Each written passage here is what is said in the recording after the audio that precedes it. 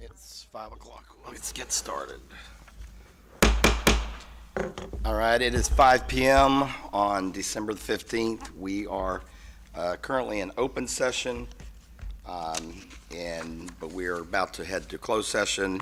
The board will now close this meeting at 5 p.m. under the authority of Texas Government Code Sections 551.074 A2, 551.071, and 551.082 for the purpose of hearing a Level 3 grievance over alleged actions of an employee of the district and consulting with his attorney regarding the grievance. The time is now 5:01. Turn off the tape recorder, and we are going to close session down the hall.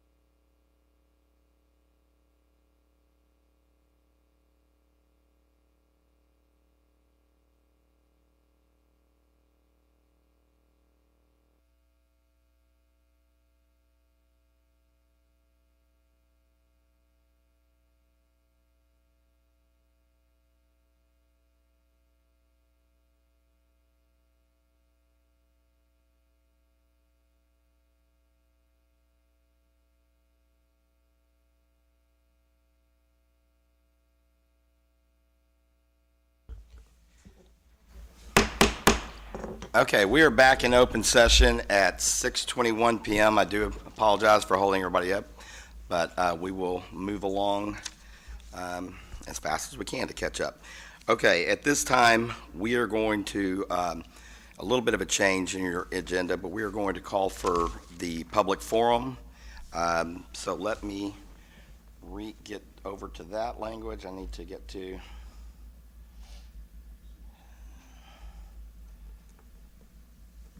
All right. Persons desiring to address the board must sign up at a designated time prior to the meeting. Board policy BED addresses public comment and public testimony at board meetings. Audience participation at a board meeting is limited to the public comment portions of the meeting designed for that purpose. At all other times during a board meeting, the audience shall not enter into discussion or debate on matters being considered by the board unless requested by the presenting officer. No presentation shall exceed 3 minutes. We have one person that signed up tonight, Lisa McIntyre. So if you would please come forward. And then, and you press the red button there. I appreciate it. So, and like we said, 3 minutes. Do you need a 30-second warning or anything like that, or? No, sir, it'll be quick. Okay. I'm just here to introduce myself. I am Lisa McIntyre, and I am running for House of Representatives, District 64, and that includes all of Wise County. I live currently in Crum. I've lived there for over 20 years. I am a realtor, and I've been a realtor for 17 years and sold property in Wise County. And I just want to let you know that I am very pro-public education. Both of my kids graduated from Crum High School, which is a public high school. My son went to a university and is a pilot for Southwest Airlines. My daughter went to a tech school, and she is a lab assistant, and she works in Jackson, Tennessee, running a lab, a dental lab. And so one thing that I am going to tell you that I do have issue with is the legislators that legislate mandates for public schools and then don't provide the funding. That is a huge issue, and I think that needs to be addressed. And I very much appreciate teachers and all that they do. I've worked in a public school for a very short time between career moves, and I understand what teachers do. And it's hard, and they are so dedicated. They're here because they want to be here. So, and I will tell you, I would never vote against teacher pay raises. So with that being said, I would appreciate your support. Thank you for letting me speak tonight. And you can reach me at 940-230-0780 is my phone number, and my Facebook page is Lisa McIntyre for Texas. And I want to say thank you again for letting me speak, and Merry Christmas to you all. Thank you. Okay, thank you. All right, we're going to get back on track. So on your agenda, it would be item number 4, the Bearden Level 3 grievance hearing.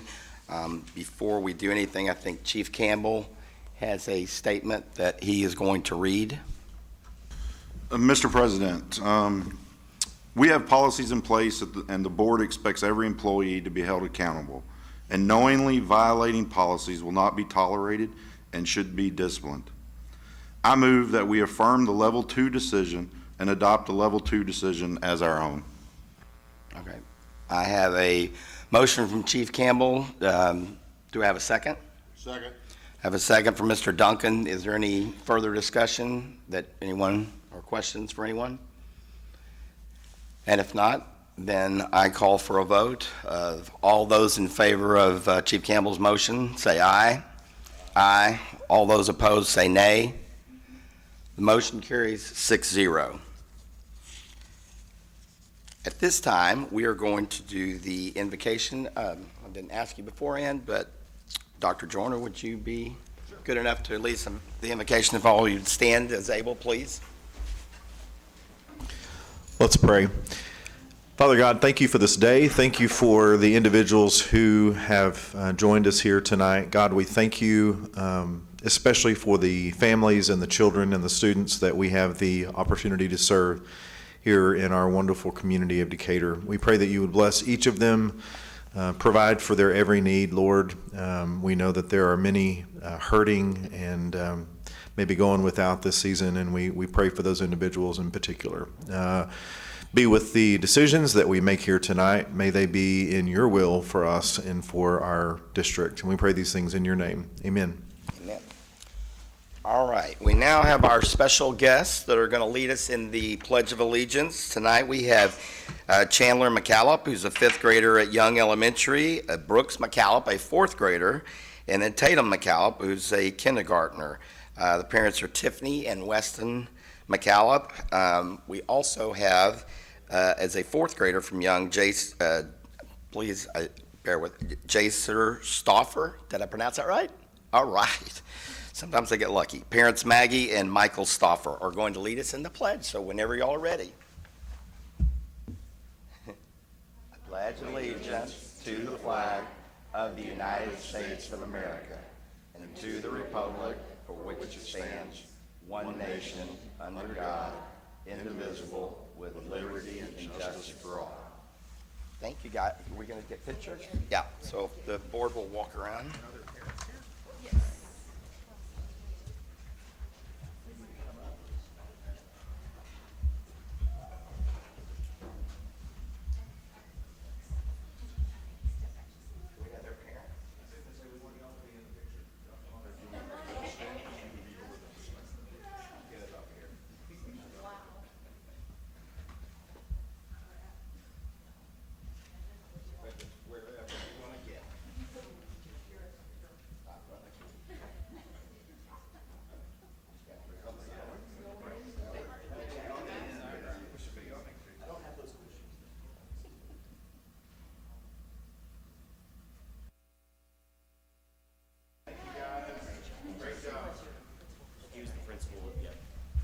And also, we just want to brag on Jacer. He was the principal for the day at Young today, so.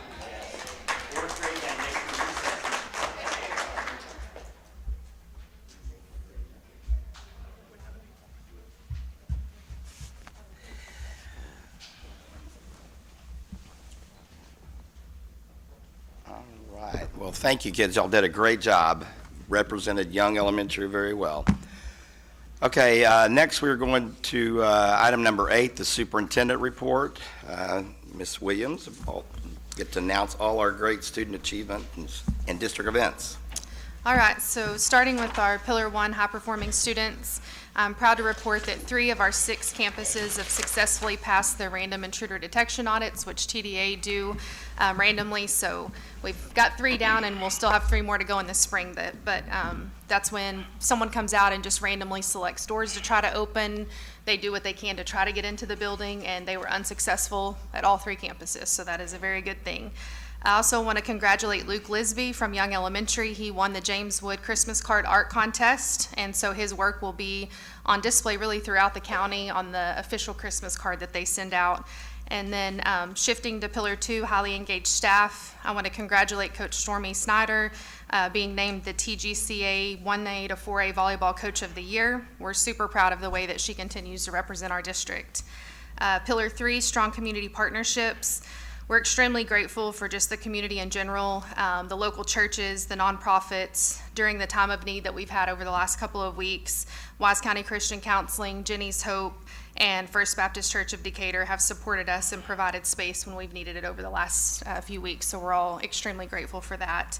And then Santa will be in the district at McCarroll Middle School this Thursday from 5 to 7, so if you need a last-minute visit with him, then go ahead and stop by there and pay him a visit. It's a free family event. We'll have a lot of fun things going on, so we welcome you there. And then Pillar 4, which is Strategic Resource Management. We did have a TDA program review and audit. It's been several weeks of gathering data and sending that to the Texas Department of Agriculture. I do want to give a shout out to our interim child nutrition director, Shelly Lacer, and her entire team. The auditors had wonderful things to say about all of them as they sent in documents, and then again, our cafeteria staff at DHS and at RAND. So shout out Miss Allen and Miss Elledge back there. Their teams did a wonderful job on the on-site visits. That's really intimidating when you have people standing over you, watching your every move, seeing what size spoon you pick up to serve the vegetables with, and counting the trays as they go by. We did have two findings. I do want to report those publicly. One was the need for an additional health inspection, so we will make sure that we take corrective action there and request that inspection. And the second was a purchase of the cafeteria tables at McCarroll Middle School. They did not follow protocol for federal fund purchasing, and so we will have to reimburse the cafeteria fund from fund balance for around $225,000. There will be a corrective action plan written for that as well in the coming months. And then the final thing under there is Bond Planning Committee held its second meeting this week. We had a great turnout and meaningful conversation, and that next meeting will be January 5th at DHS. That's it. Okay, all right, thank you. Moving on to item number 9, the consent agenda. This is all the regular package of things that we need to approve. One thing, the only budget or the only purchase over $25,000 is just for the Tarleton reimbursement amendment that needs to be taken care of. So is there any questions about the consent agenda? If not, I will entertain a motion. Mr. President, I recommend the board approve the consent agenda as written. Got a motion from Chief Campbell. Do I have a second? A second from Ms. Schneider. All those in favor say aye. Aye. All those opposed say nay. Motion carries 6-0. Item number 10, the discussion items. 10A, I've lost connectivity, but I think I can keep up here. 10A is regarding our calendar. Dr. Weber, thank you.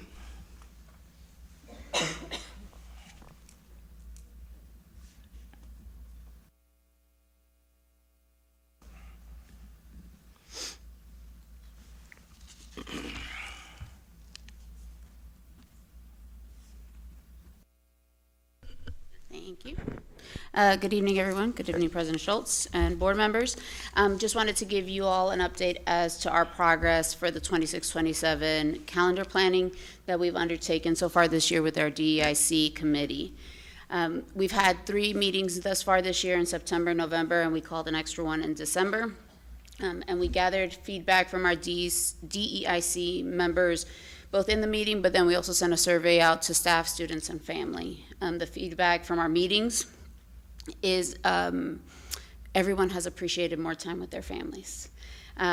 Increased productivity and attendance. It seems as though our kids being in class, just 4 days, they feel like we've got to get it done in 4 days. And also because every minute matters, in attendance has improved over the course of the year. We did discuss needing more professional learning time, especially at the start of the school year, because we started rather quickly. And also we harken back to those first few weeks in August when it was 5 long days every week, and it seemed like a very long month. The survey feedback that I'll go over here in a little bit, before we sent it out, we asked for any adjustments to the feedback. One of the pieces was to ask broader demographic questions so that in order to ensure anonymity for different members of our community, and then also asking families specific questions about adjusting start times. If we added 5 or 10 minutes, how would that impact their families? The survey was open November 12th through December the 3rd, and total responses, we had 280 from our staff, 992 from our family and community, and 510 from students at middle school and high school. And those were some of my favorite to read. When we asked, what do you think of the 4-day week? They said, it's cool. But overall, it's been positive feedback on the shift to 4-day. And they provided us with some considerations for the 26-27 calendar. In regard to the staff survey results, how has the 4-day week impacted each of the following? 1 being much worse, 5 being much better, orange is much better. Overall improvement in work-life balance, morale and job satisfaction, lesson planning and instruction, collaboration with colleagues, student engagement, and student attendance. The major themes from the staff was team collaboration time, individual work time, time for training, scheduling flexibility, and professional development. With family and community, what benefits have you observed for your children and or family? The biggest increase was better family or personal balance, more time together, rest, and activities. Also increases in time for appointments, travel, and family activities, reduced student stress or anxiety, improved overall well-being or motivation, better school attendance or fewer absences, improved academic performance or focus, and lower family costs in terms of gas and meals. The biggest themes from our families were looking at the school schedule, instructional time structure, start and end times, childcare and meal accessibility, and then scheduling of athletic and sports events. And then from our students, how do you feel about the 4-day school week so far? That green bar, I really like it. And do you feel you have enough time to learn everything in your class with a 4-day week? Yes, plenty of time. And so it's about a 13-point spread there. The themes that were prevalent for students were weekend and holiday flexibility, the school structure, time with family and social activities, their mental health and stress, and then flexibility with homework or the reduction of homework. In terms of parameters for next school year, which are very similar for this past year, we need 75,600 instructional minutes. Normally, we cannot start before the fourth Monday in August, but because we are a district of innovation, we can waive that and start earlier in the month. Schools cannot hold classes either scheduled or as makeup days on specific holidays, in particular Memorial Day. And that'll come into play here in a minute, and ultimately, you all have the approval on next year's calendar. We did discuss with different members of the cabinet effectiveness measures, because we talked about moving from a 5-day to a 4-day. What would that save us? We talked about financial savings in terms of operations and subs, student achievement, teacher retention, transportation times, and attendance. Speaking to the first three pieces, savings, achievement, and retention, we kind of need to see it play out for an entire year so that we can see ultimately, do we save money overall? What do our students, what does their performance look like? And then the retention of our staff. In terms of transportation, I know it was a concern, the time that students would have to be at the bus stops in the morning or how long they'd be on a bus. And in talking to Ms. Slimp, that has shortened a bit. And then attendance overall has improved for students, and staff is lagging slightly behind student attendance. But overall, it has improved for both. So at our last DEIC meeting, we shared two options, a Monday through Thursday option, and then a Tuesday through Friday option, because there's only so many ways to cut this pie when you go down to 4 days. So we were trying to be creative. And in talking with the committee, they were concerned about moving to Tuesday through Friday after making such a big move to Monday through Thursday. And it's kind of like the first time you do something, yes, you got to get the kinks out. Maybe we'll get better at it next year. So we talked about, instead of adding a Tuesday through Friday, possibly with adding 5 or 10 minutes, because for every 5 minutes we add to the school day, we can bank a day where we could provide professional development for staff at the start of the year. So instead, what we did is we are going to create another Monday through Thursday option. So they will both be Monday through Thursday. The biggest difference on the second one will be the possibility of coming to school on Columbus Day and President's Day, because we don't have to, those are days that we are eligible to come to school if we wanted to. So rather than shake things up even more and possibly switch it Tuesday through Friday after everyone's gotten childcare and we kind of have some routines, we want to give the community and the staff two options, Monday through Thursday, both. So the next steps is finalize that second Monday through Thursday calendar option with feedback from DEIC. There were just a couple of tweaks. For example, in one of the options, when we came back in January on a Monday, the initial option we provided, we would meet kids on Monday. So we would be off for 2 weeks and teach that first day, and then have a PD day that Friday. And the DEIC recommended that we swap it so that we could come back, have a professional learning day, teach kids the rest of the week. So we're going to make some of those adjustments, with the idea being that the survey would go out to families and staff this week, from this Wednesday to the Wednesday when we return, and then we would provide that feedback to you all, looking for approval for a calendar option at the February board meeting. And I would be remiss if I did not acknowledge a couple people. Well, a couple of things. One is another piece of the Tuesday through Thursday option, two pieces. One is if we went to Tuesday through Friday, we still have athletics on Friday. So now we would have kids out on Monday and Friday. And so our ADA would take, it would negatively impact our attendance, also our instruction. So now we have kids being out twice a week. We also have a partnership with Weatherford College with their cosmetology department, and those kiddos are seen Monday through Thursday. And so we didn't think that it would be in their best interest to switch over to Tuesday through Friday. And last but not least, Tara Bennett is my analytics whiz, and her experience in this committee has really been helpful in shaping our conversations. And our committee has been very honest, very forthcoming, and I appreciate all of their hard work. Do you have any questions for me? The Thanksgiving break, are we, many moons ago, we had to go Monday, Tuesday, Wednesday. Is that an option, or did the state mandate this? I'm just, It's not an option, it's not state mandated. Dr. Weber, you have no poker face, by the way, so. Well, can the camera see me? I don't know. I can see you, though.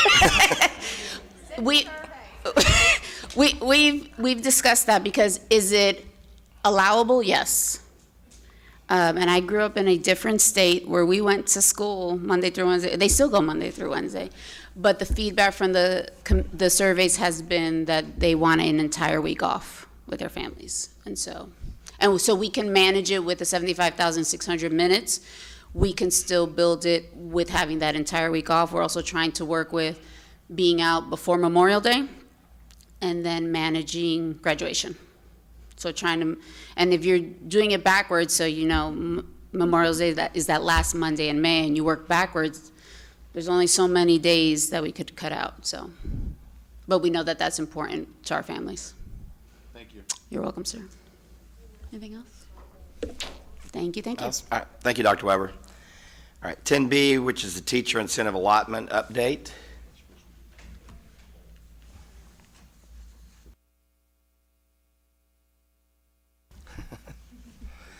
As if on cue.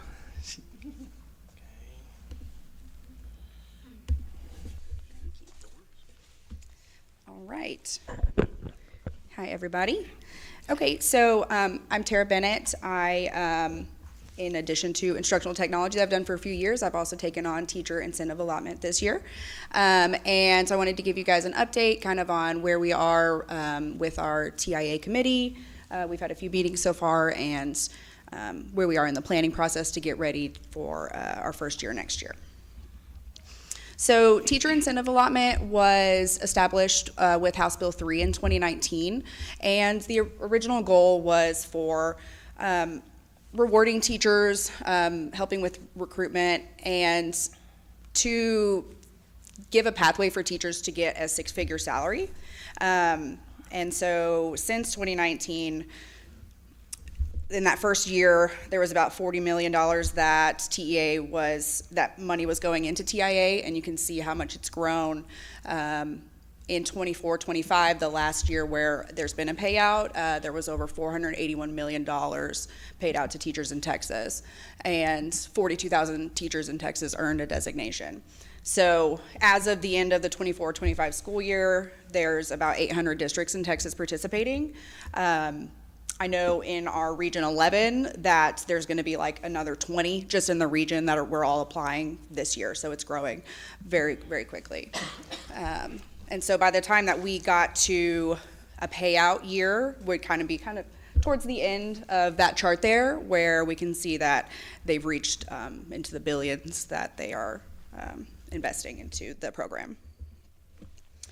So with House Bill 2 from this past summer that passed, they added a fourth designation. So right now there's only 3, but for the 26-27 school year, there's going to be a fourth designation that goes into effect, which will be, it's added on the lower end. So that's the base, acknowledged, and then it goes recognized, exemplary, and master's. So there's 4 levels of designations that a teacher can earn.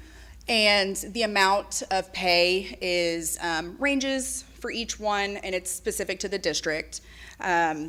but the base is about 3,000. We don't know the exact ranges for the new designation yet, but that's a general summary from the guidelines that they've just recently released. And then they also increased what the maximum was. So before it was 30, I think it was 31 or 32,000, and they bumped it up to a max of 36,000. What's required is 90% of those funds has to go to teacher compensation on that campus, and that is something that our committee will decide of how things are dispersed and how it's paid out. And then the other 10% of those funds can be used to go towards the districts running the program. And once a teacher earns a designation, they keep it for 5 years. So there's not anything that they have to maintain. They can move up, and if they move up a designation, it starts that 5-year timeline over. But if they made a designation and then the next year just didn't quite make the cut, they still keep it for those 5 years. And our specific numbers are a little bit, but they're pretty close. They're closer to the lower end of these ranges. We don't have the fourth one yet, but we have a district summary that I'll show here in a minute. And we don't have any that are quite up this high, but we might someday. Okay, so on our journey right now, I've kind of got our little roadmap marker here. We are in our application year, so we started planning shortly after Ms. Williams got here. We met with Region 11. They came out and kind of explained the process to us, and we started planning in June or so. Gathered our committee. We've had 2 committee meetings so far, which is comprised, we have about almost 60 members in the committee, and it's mostly teachers, some campus administrators and some central administrators, but it's more than 65 to 70% teachers. And there's a few different things that committee decides, and that's what we're working on this year. And so we're gonna get our whole local designation program developed, and our application is due to TEA on April 15th. And right now we're on track to have our application done about in February, so that way we can work with the region just to get some feedback on our application to ensure that we get approved. And so once we submit in April, we will hear back this summer if we've been approved, and that would make next school year our first data capture year. And that's where we're gathering the student data and the teacher observation data. And then we will submit that the following year. And it takes about 6 months for the data to be validated before they will send it back to us that it's been approved. So the very first year, there's going to be a little bit of a lapse in between when the data is captured versus when our first payout will be. But after that, it's just every following year the money comes after the end of that school year. So of that timeline, this is kind of where we are now. We've made it through our pre-work. The TIA committee has 3 decisions that we have been discussing. Kind of our big 3 questions is who can earn a designation, how will that teacher be designated, and then how will we compensate them. And so far we've answered about 2 of those questions, and then we're going to start working on the compensation part when we come back in January. Before we are ready to submit our application. So there are a few rules around the main questions that we've been working through together. Who can earn a designation? It has to be someone that is coded in 087, which is the code for teachers. And they have to be student-facing, at least, depending how they're scheduled, for at least 100% of the day for half of the year, or half of the day for the whole entire year. And so retired and rehires are eligible to earn their designation as well. And a teaching certificate is not actually required, just as long as they have that 087 code in our system, then they are eligible. When we are looking at how the designations are determined, there's a few different components. What's required is observations and student growth, and then we could add any additional components if we wanted to. But at our most recent committee meeting in November, we decided that The observation portions is the teacher observations, their walkthroughs and evaluations that are done by the campus administrators is worth 50%, and then student growth is worth the other 50%. So both of those just boil down to numbers at the end of the year, and then they each have a 50% weight to determine where they fall, if or what designation that they would qualify for. And then the compensation portion, we haven't, with our committee, discussed it much yet, but we did have a meeting with TEA and our region TIA representatives, like right before Thanksgiving break, with Ms. Williams and Mr. Lackey and Dr. Weber, and they gave us some suggestions on how we could develop our compensation plan. And there's a lot of ways that you can get pretty creative with how the funds are used in different areas that we can use the funds towards. The 90% does have to go to the instructional staff on the campus. So if a teacher earns a designation, that money belongs to whatever campus that they were teaching at, but it doesn't necessarily belong to that teacher. And so if a teacher was to leave, the funds can be retained for that campus. And that also means that the funds can be spread to other instructional staff, so like paraprofessionals or instructional aides. Anybody that's student facing, we can set a certain % of the compensation to be allotted to them. So of the 90% of their designation, there's several ways that you can cut that up, and we can say the teacher gets 80% and then 10% is evenly distributed to any other student facing instructional staff. So of the components, we have the teacher observation, which is the T-test. That's the observation that we already use for teachers, and that's the system that's been in place. Dr. Weber has been working with the campuses on calibrating to make sure that everyone is aligned so that observations are the same at each campus. You can't really say that like one campus maybe you would be observed a lot not as strict as at another campus, so we've been working on that so far. And for the student growth measures, there's several different types of student growth measures that are approved, but for our first year, we're gonna be able to use the NWEA MAP growth assessment that we moved to this year.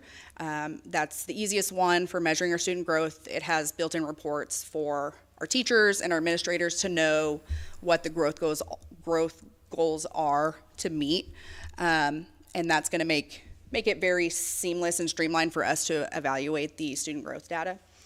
And we talked about optional components, but decided as a committee to not include anything now. Each year we can update our plan if we wanted to, but right now, just with our adopted goals and everything, our focus, we wanted to be on student growth and teacher performance. So TIA is not an overall pay increase for all teachers.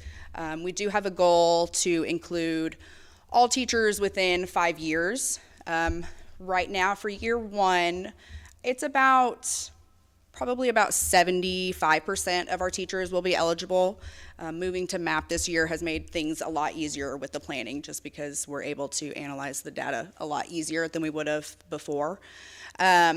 And then for year 2 and 3, we kind of have it mapped out for some of the courses that don't have such cut and dry assessments, like CTE courses or fine arts courses, things like that. We have a plan for looking at different assessment options that would best fit measuring student growth for them. And so our goal is within about 5 years, by 2032, we should be able to reach 100% of teachers eligible. But we were able to include a lot more than we originally thought we were going to. For year one, it will include all K through about English 3 reading, and then K through almost all the high school maths, most science, elementary all the way through biology, and so that covered most of our core content areas, which includes SPED teachers and stuff that are supporting those core content teachers. And so that mostly left our fine arts and like special courses that we are working, should have in year 2 and year 3, and then just a few here and there the years after that. When we get to the point of submitting our data, it is all or nothing, and so we will have several measures in place for just verifying that our data is correct. We have a lot of checkpoints set up throughout the year just to make sure that we're not getting down to the wire when we have to submit it and we're running into problems. And so a lot of that work's being done right now as well, just streamlining our processes across campuses and through our systems. And when we get back from Christmas break, we have 2 more committee meetings, and that's going to be our fun ones, talking about how we're going to split up the funds. A teacher's payout is TRS eligible, so we do need to decide where the taxes are going to come out of. Most of the time, the taxes is taken out on the teacher side, but we could pay for it on our side if we wanted to. That's one conversation we're going to have. And then up to 10% we can maintain at the district level for supporting the program, which can go towards professional development or stipends for like teacher leaders and things like that. And all the funds just have to be paid out to the teacher by August 31st of the following year. So once the school year ends in May, the data is all calculated and submitted, and then they're paid before the start of the next school year, September 1st. There's a map where you can see the average for every school district, whether they're TIA or not. And this is our average right now. So if we had a teacher that came to us that already had a designation, or if we were already in TIA, this is our district average. It does get specific by campus. And these numbers are updated April of each year.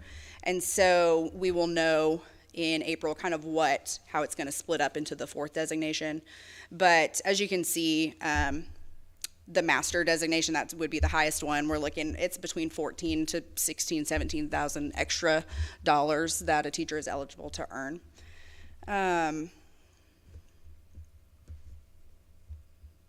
So we will know those new numbers when we get to the spring. It's calculated on our demographics, mostly like free and reduced lunch is kind of the biggest determination in the more rural and socioeconomic, the more money that a campus is allotted to. So we do kind of have a spread across some of our campuses that have a higher number than others.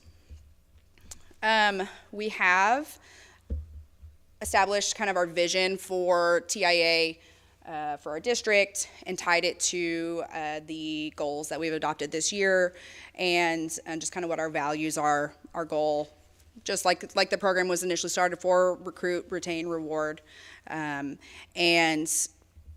on the right side is a flyer that we're going to start sending out and kind of educating our teachers on what TIA is and how it's going to impact them in the upcoming years, and kind of just what the main points are there. Okay, and that's it. Any questions?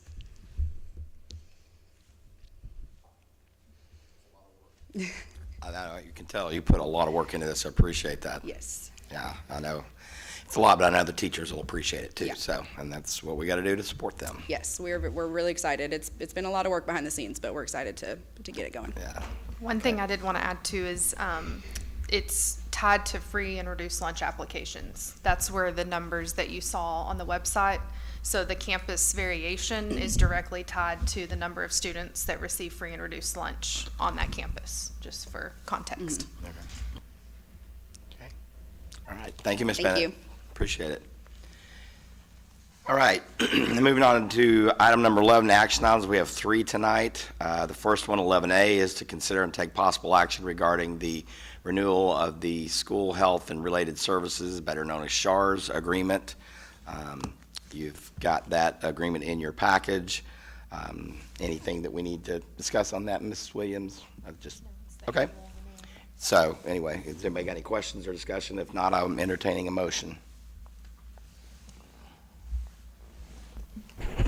I move to approve the Medicaid billing service agreement with MSB School Services generally and delegate authority to the superintendent or superintendent's designee to finalize negotiations with MSB School Services on any section of the agreement in the best interest of the district, and further delegate authority to the superintendent or superintendent's designee to execute a final agreement in a form approved by legal counsel. Boy, that's a mouthful. Okay, I have a motion from Ms. Schneider. Do I have a second? Second. I have a second from Dr. Joyner. If no other discussion, all those in favor say aye. Aye. All those opposed say nay. Motion passes 6-0. All right. 11B, consider and take possible action regarding the Public Information Act Open Records Calendar. If anybody has any questions, but I don't think there's a whole lot to discuss on that one. If not, I'm entertaining a motion on that. Mr. President, I move that we approve the exemption for open records requests and Public Information Act calendar dates for the 26th year as proposed by the district administrative team. I have a motion from Dr. Joyner. Do I have a second? Second. I have a second from Chief Campbell. All those in favor say aye. Aye. All those opposed say nay. Motion passes 6-0. 11C, consider and take possible action regarding the superintendent evaluation instrument for the public. This is something that we will be looking at next month, but tonight we've already had a discussion about this, about the superintendent evaluation that we're going to be using for Ms. Williams. So I don't think there's any discussion on that. If not, Mr. President, I recommend the board approve the superintendent evaluation instrument. thank you, Chief Campbell. We've got a motion from the chief. Do I have a second? Second. Who was first? All right, Ms. Schneider, you get the honors of being second on that. All those in favor say aye. Aye. All those opposed say nay. Motion passes 6-0. All right. Item 12, information. I think, Mr. Mazinski, you're up.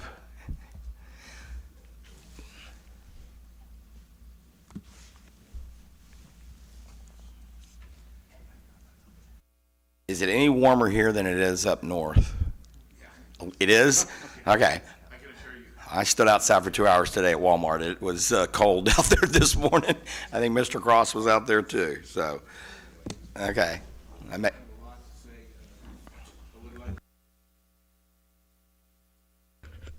Thank you. We've kind of adjusted the financial statements a little bit from prior month, just a little bit. So we're trying to come up with something that when you look at the financial statements, it's kind of what is Decatur? You know, what do you need to see? What do you want to see? Different districts, they want to see different things. So now I think we're kind of approaching that. It goes without saying that we're working pretty hard, Ms. Williamson and all of us, to come up with a realistic and efficient package for future funding for the district. We're trying to do that. You can't get anything for free. That's just not the reality. But we are trying to come up with something. We are well aware of the conservatism of what we need to package for this district. And I sent another email back off to our financial advisor tonight and said, what can we do to bring this within, right now we're trying to, it's so hard to say what is the effect of a change on your house, because everybody's house has different values. They increase at different values. So you kind of, if you peg it to the and then this year, the average house cash paid went down $89 from the prior year. So there's a lot of variables. We're trying to keep it where what we present to this board is the minimal to get buyback, but realistic. I think our architect can tell you that the halls of Texas School District are littered with school districts that tried to bring in a building less than it was needed, and then you're left with a mess on your hands. So we're trying to be realistic, efficient, and affordable. And that'll be coming very, of course. And I think we're getting close. We just need to get all the ducks in a row. But what I want to assure you is that we have kept in mind the efficiency that this community is striving for. And that's my financial report. Are there any other questions at this time? Thank you. Gary, sorry, I wasn't fast enough. You're trying to run off real quick. You got a flight tonight? No. No. Okay, all right, good. What is with adding the 225,000, what is our current projected deficit budget? I'd have to grab that.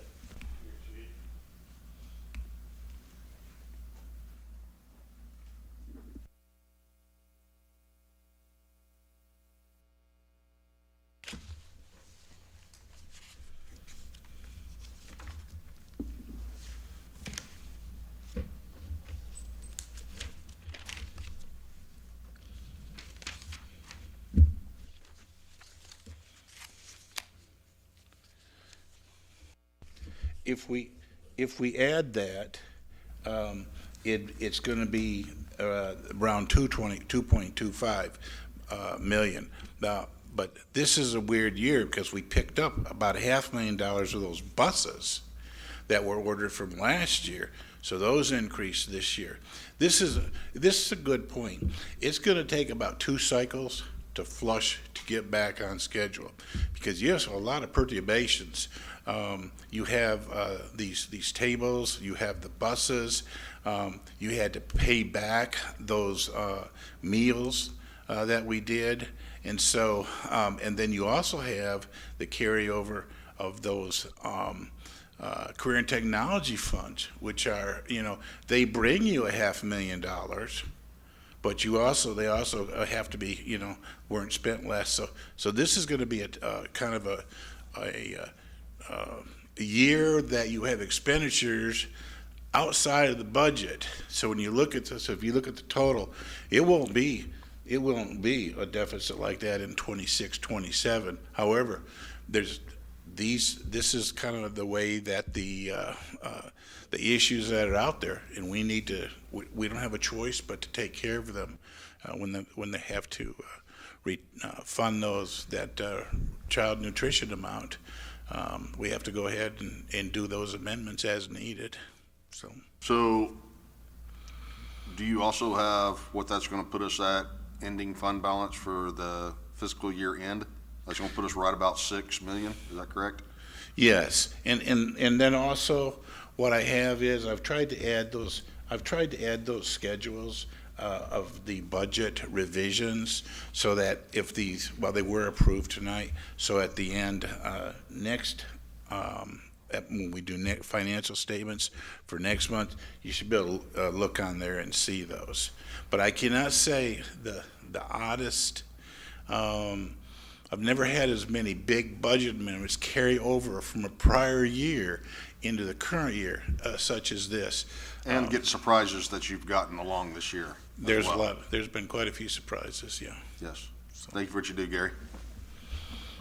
Any other questions? Thank you. All right. Thank you, Gary. All right, if no other questions or discussion, we move to item number 13, adjournment, and it is 7:09. We are adjourned.